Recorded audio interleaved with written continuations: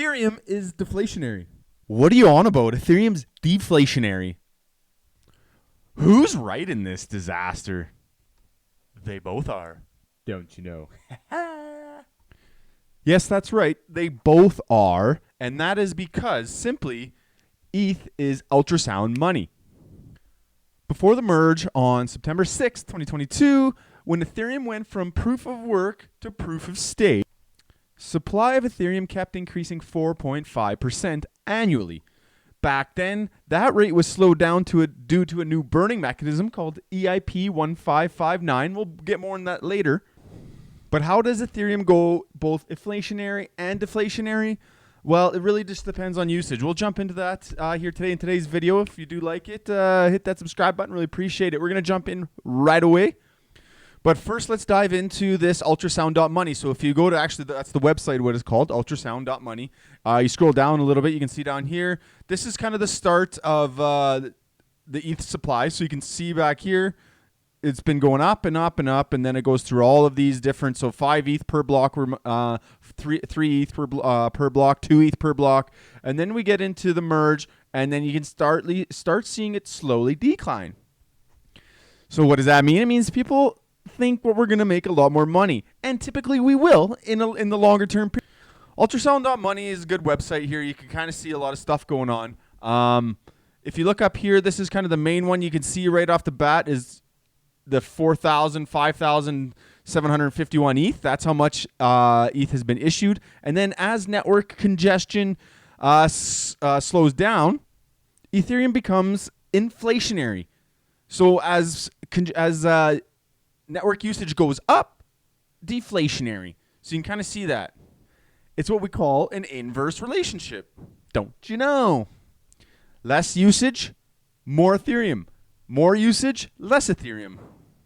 So what does that mean in dollars? Because everyone cares about the money, right? That's it. So as you can see here, if right now we're going to be issuing 645,000 ETH per year with the current kind of stats.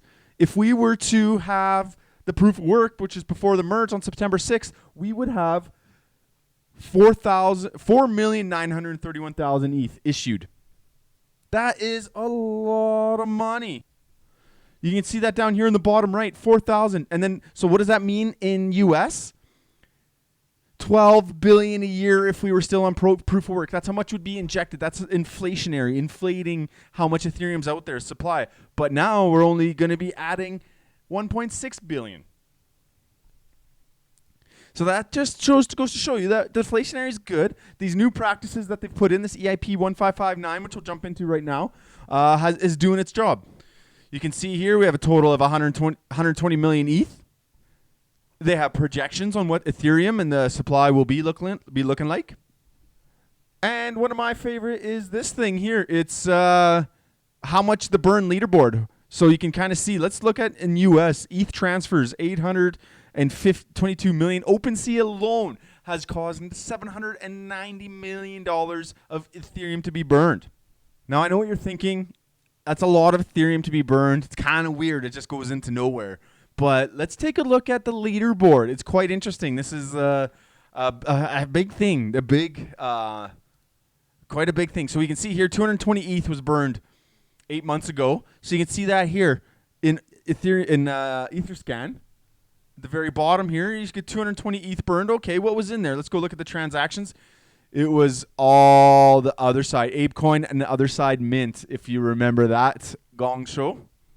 Right here, you can see it's Ethereum Mint burned more than $157 million. I got a video on that. Listen, all of these top leaderboards are about Ethereum and the other side, Mint. So Decrypt has a good article here on what 1559 is.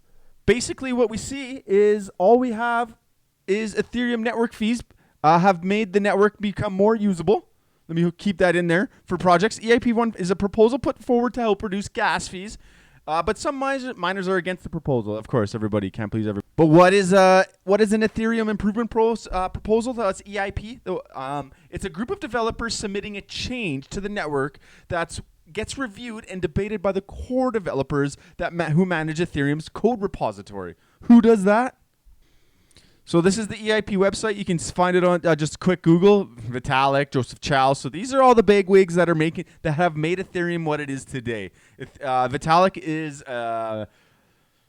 dude's an alien, man. Look at how many his names on so many of these things, and they're improvements, right? They're improvements to Ethereum, the network, because we got to remember that Ethereum is just a database that's on the blockchain. That's it. And how we get transactions in and out, that's the improvement process. So there's a couple things to it. I'll post a video on that in a couple days about that.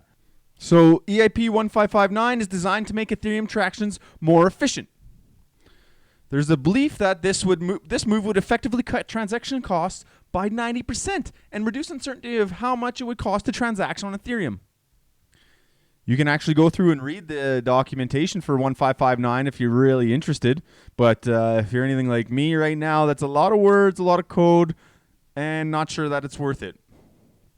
So listen, the Ethereum 1559 is a great addition to the network. It's where we need to be.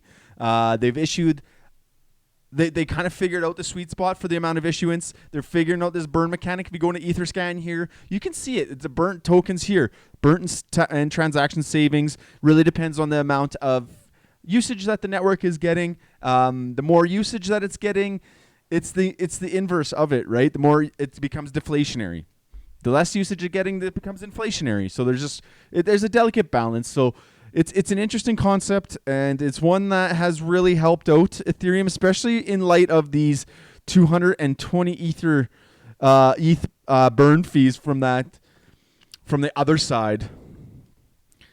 That's these guys here, you can see.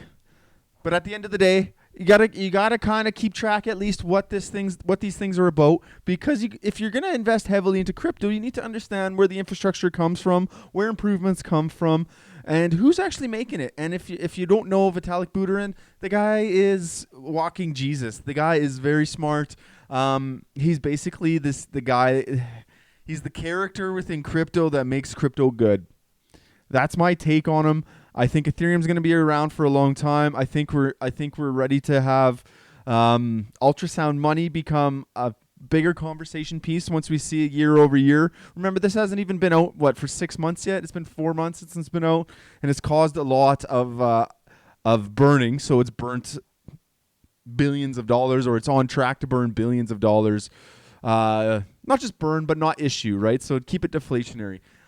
It is quite complicated, but in hindsight, that is what we see for the EIP 1559 and the argument between ETH inflationary and ETH deflationary. So if you like that content, hit that subscribe button. Really appreciate it. Appreciate you guys. I hope you have a great day. Take care.